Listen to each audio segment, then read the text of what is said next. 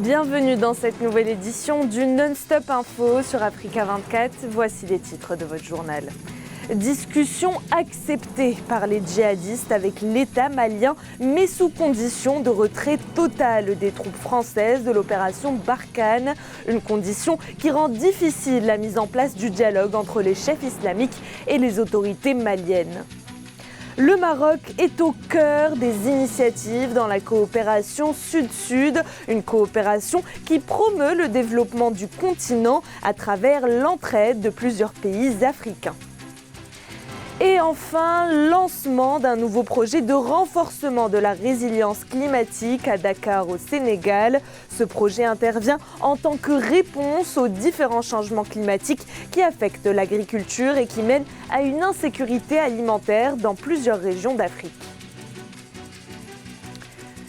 Le groupe de soutien islamico-musulman GIM se dit prêt à négocier avec l'État malien. En contrepartie, il exige le retrait des troupes françaises de l'opération Barkhane. Face à cette condition, les autorités maliennes ainsi que les partenaires étrangers opposent un non-vouloir.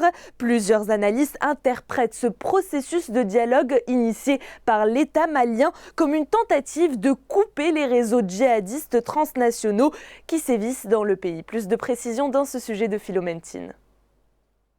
Dans un communiqué rendu public, le groupe de soutien à l'islam et aux musulmans se dit prêt à engager des négociations avec le gouvernement malien. Toutefois, la condition sine qua non est le retrait des forces françaises Barkhane et celle de la mission multidimensionnelle intégrée des Nations Unies pour la stabilisation au Mali, MINUSMA. Les mouvements terroristes internationaux sont déjà suffisamment implantés au Mali, mais il est également évident que nous avons au Sahel et surtout au Mali des djihadistes qui ont les plus longues espérances de vie. C'est la preuve que la lutte armée n'aboutit pas. Cependant, le président Ibrahim Boubacar Keïta estime que mettre un terme aux opérations Barkhane ou à celles de l'Organisation des Nations Unies n'est pas envisageable.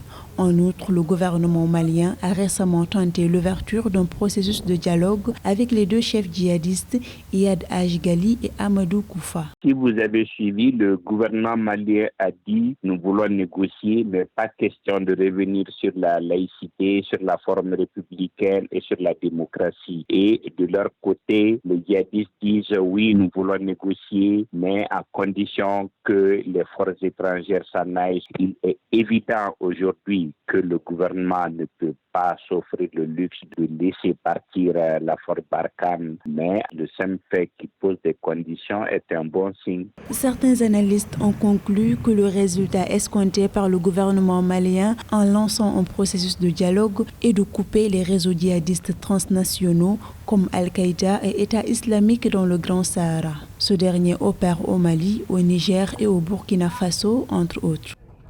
Diversifier l'économie, c'est le défi que se lancent les autorités maliennes pour booster la croissance du pays. Le Mali reste encore très dépendant du secteur minier, un secteur qui occupe près de 86% des exportations. Cette dépendance économique ne permet pas au Mali d'explorer d'autres secteurs tels que la tech, l'agrobusiness, le bâtiment ou encore l'énergie. Un sujet d'Ange Bijounou-Méniou. Le Mali cherche à diversifier son économie. Cette dernière est encore dépendante du secteur minier qui est sévèrement impacté par la crise sahélienne.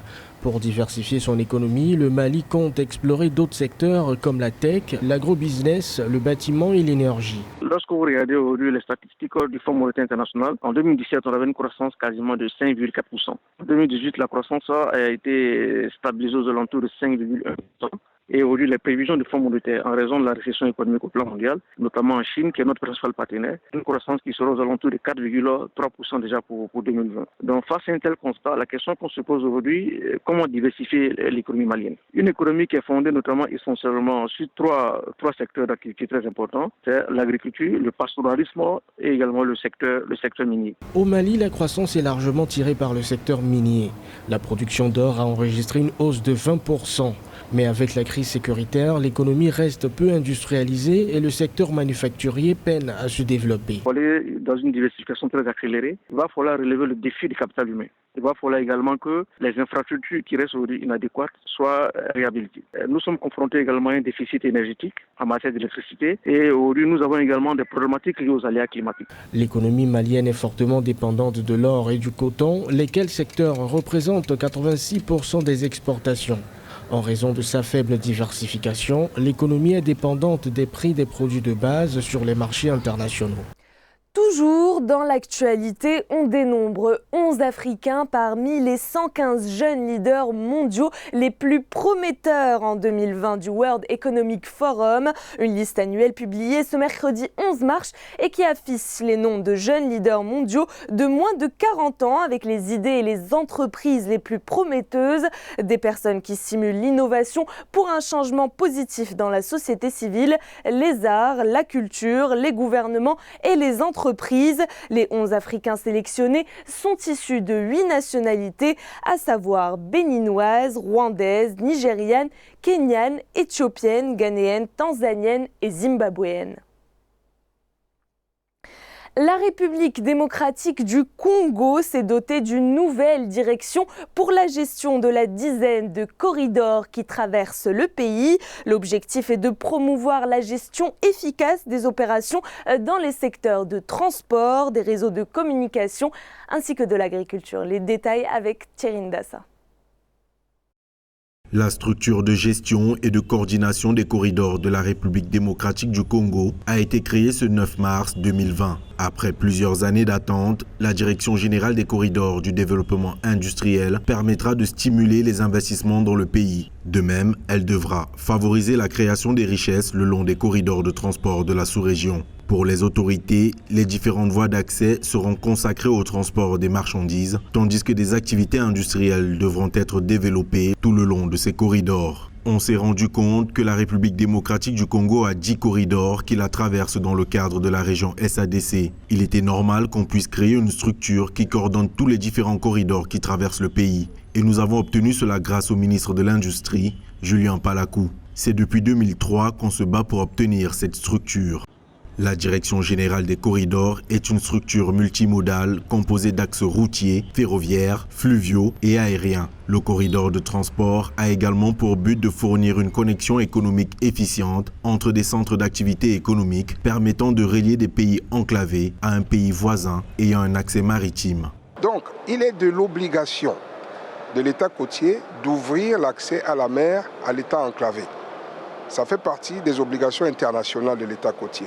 Et il se fait qu'en tant qu'Africains, puisqu'on est des États frères, la solidarité qui est entre nous nous a également permis de créer nous-mêmes des instruments qui permettent aux États enclavés de participer au transport et d'avoir accès à la mer. D'après le directeur général du corridor de développement industriel Congo central, Gilbert Kabwe-Kazadi, la prochaine étape après la création de cette structure sera la nomination des différents acteurs chargés du fonctionnement de cette direction générale.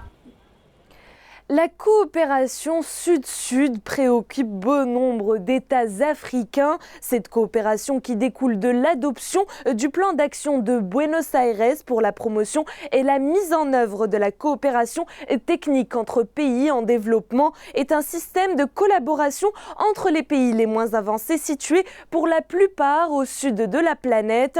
Le Maroc s'est engagé dans cette coopération à travers plusieurs actions menées avec différents partenaires africains, des actions qui plaident une solidarité en faveur du développement de l'Afrique, placée comme priorité de l'action diplomatique du pays. Plus de précisions dans ce sujet de Amenedji. Changement climatique, santé, sécurité alimentaire et formation, ce sont les 4 axes de coopération au cœur des préoccupations en Afrique. Ainsi, des stratégies tournant autour de l'importance accordée à la coopération Sud-Sud pour le partage des connaissances, le renforcement des capacités et la facilitation des échanges entre les pays sont mises en place par le Maroc afin de répondre aux besoins des populations africaines. Ce que le Maroc a acquis, il est prêt à le partager humblement avec les pays en développement, qu'ils soient africains, arabes, asiatiques, quelle que soit leur taille. Le Maroc, en tant que pays en développement, qui fait face aux mêmes problématiques, a su développer des réponses appropriée marocaine à ces défis-là. La priorité est ainsi donnée aux différents mécanismes pouvant remédier aux impacts négatifs des changements climatiques qui ne cessent d'empirer dans les pays du Sud et les pays insulaires menacés dans leur existence. On a vu comment le Maroc est aujourd'hui à l'avant-garde en ce qui concerne le recours à l'énergie propre. On a vu comment le Maroc est considéré par les Nations Unies comme un des pays où l'économie est de plus en plus décarbonisée. On a vu également comment le Maroc traite les problématiques du littoral, du problématique de la rareté des ressources en eau. Toutes ces questions-là sont des questions qui se posent avec acuité. Demeurant la pierre angulaire de la politique étrangère marocaine, en tant que choix reposant sur la consolidation des relations avec les pays amis dans l'hémisphère sud, la coopération sud-sud s'oriente vers les initiatives novatrices en vue de promouvoir la solidarité mutuelle.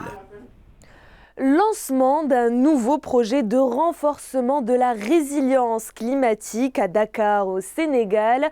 Un nouveau projet qui vise notamment les communautés rurales du Sahel face au changement climatique pour la mise en place d'équipements et d'infrastructures modernes. Ce projet intervient en tant que réponse aux différents aléas dont sont victimes les cultures, comme la sécheresse, des changements climatiques qui mènent à une chute de la production au plan sous-régional. Un sujet d'Amenedji.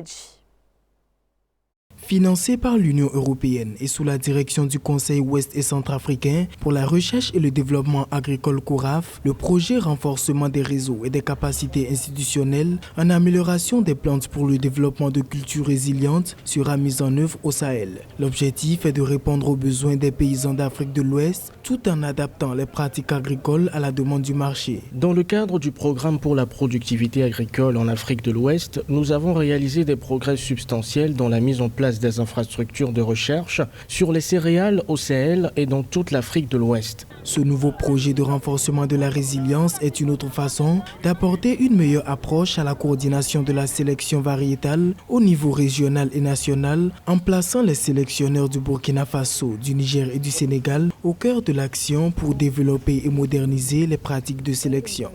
La mise en place d'un tel projet rentre dans ce cadre en réalité pour permettre aux États africains de renforcer les résiliences climatiques en matière de politique d'adaptation et d'atténuation liée aux aléas climatiques, évidemment en tant que tel. Beaucoup de pays déjà ont mis en place des organes nationaux dans le cadre de la politique environnementale, avec des systèmes de suivi et d'évaluation éclatés sur 4 secteurs stratégiques. Vous avez le secteur de l'eau, l'énergie, le transport et l'agriculture. Et beaucoup de pays déjà ont mis en place des organes nationaux dans le cadre de la politique environnementale. Sur une période de 5 ans, 40 000 bénéficiaires directs seront atteints. À noter que le projet offre une opportunité aux pays bénéficiaires de moderniser leur programme de sélection de variétés de différentes cultures et de renforcer les systèmes de semences.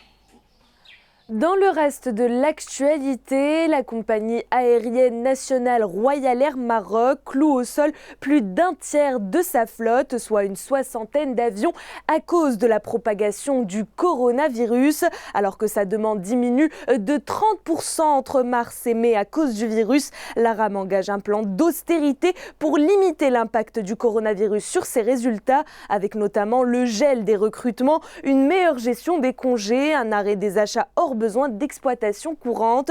La compagnie qui devait célébrer ce mois-ci son entrée dans l'alliance OneWorld a dû suspendre son Casablanca-Pékin le 31 janvier, soit 2 semaines seulement après son lancement. Le 10 mars, l'ARAM a interrompu ses 5 liaisons vers l'Italie. C'était le journal de la rédaction. Merci de votre fidélité. Retrouvez dans un instant une nouvelle édition de l'information sur Africa 24.